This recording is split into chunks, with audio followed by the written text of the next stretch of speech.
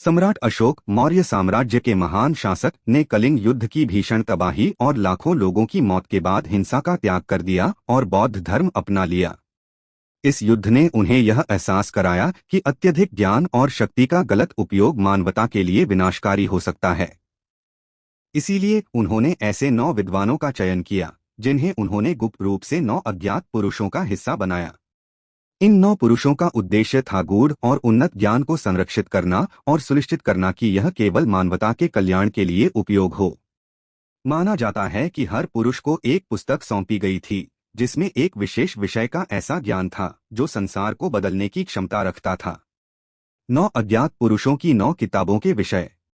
प्रचार और जनमत का विज्ञान। पहली किताब में प्रचार की ताकत और जनमत को नियंत्रित करने की कला पर विस्तृत जानकारी दी गई थी। इस ज्ञान का उपयोग समाज को सकारात्मक दिशा में ले जाने के लिए किया जा सकता था, लेकिन गलत हाथों में यह भयावह हथियार बन सकता था। शरीर विज्ञान फिजियोलॉजी। दूसरी किताब मनुष्य के शरीर के रहस्यों और जीवन मृत्यु के विज्ञान पर आधारित थी। इसमें ऐसे तरीके बताए गए थे जिनसे घायल व्यक्ति को पुनर्जीवित किया जा सके या मृत्यु को विलंबित किया जा सके। सूक्ष्म जीव विज्ञान माइक्रोबायोलॉजी। तीसरी किताब में बीमारियों और उनके उपचार के विज्ञान का वर्णन था। इसमें जैविक हथियारों और रोगों को नियंत्रित करने के तरीके भी शामिल थे। रसायन विज्ञान एल्केमी। चौथी किताब में धातुओं को सोने में बदलने और असीमित धन पैदा करने के तरीकों का विवरण था। यह ज्ञान आर्थिक क्रांति ला सकता था, लेकिन लालच को भी बढ़ावा दे सकता था। संचार कम्युनिकेशन। पांचवी किताब में उन्नत संचार प्रणालियों और टेलीपैथी जैसे रहस्यमय कौशल का ज्ञान था। इसमें संकेतों और विचारों को बिना शब्दों के आदान प्रदान करने की विधियां बताई गई थीं। गुरुत्वाकर्षण ग्रेविटी। छठी किताब में गुरुत्वाकर्षण के सिद्धांत और इसे नियंत्रित करने के तरीकों पर जानकारी थी। कहा जाता है कि इसी ज्ञान के आधार पर उड़ने वाले यंत्रों का विकास संभव हुआ।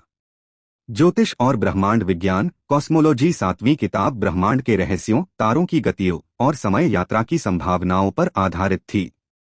शस्त्र विज्ञान वेपन्स। आठवीं किताब में अत्यंत शक्तिशाली हथियारों के निर्माण और उनके उपयोग के नियम बताए गए थे। इसमें परमाणु शक्ति जैसी विधियों का वर्णन हो सकता था। समाज शास्त्र सोशियोलॉजी। नौवीं किताब में समाज को व्यवस्थित और नियंत्रित करने के तरीकों पर गहन अध्ययन था। इसमें समाज के विकास और संतुलन बनाए रखने के सिद्धांत थे। 9 अज्ञात पुरुषों का रहस्य। आज भी कई लोग मानते हैं कि यह गुप्त समाज अब भी अस्तित्व में है और आधुनिक विज्ञान और तकनीकी विकास के पीछे यही शक्ति है। इनके पास ऐसा ज्ञान हो सकता है जो पूरी मानव सभ्यता को बदलने की क्षमता रखता है। सवाल यह है कि क्या यह केवल एक मिथक है या हमारे इतिहास का एक छुपा हुआ सच? तो दोस्तों, यह था सम्राट अशोक और उनके 9 अज्ञात पुरुषों का रहस्य। क्या सच में यह गुप्त समाज आज भी मौजूद है? क्या उनके पास वह प्राचीन ज्ञान है जो मानवता को आगे बढ़ा सकता है? यह सवाल अब भी अनुत्तरित हैं और शायद हम कभी पूरी तरह से जान नहीं पाएंगे कि इस रहस्य के पीछे क्या सच है। आप क्या सोचते हैं?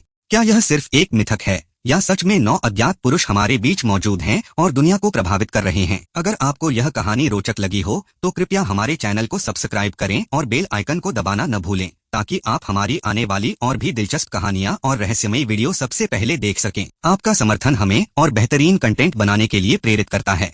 तो सब्सक्राइब करें और इस रहस्यमयी यात्रा का हिस्सा बनें। धन्यवाद।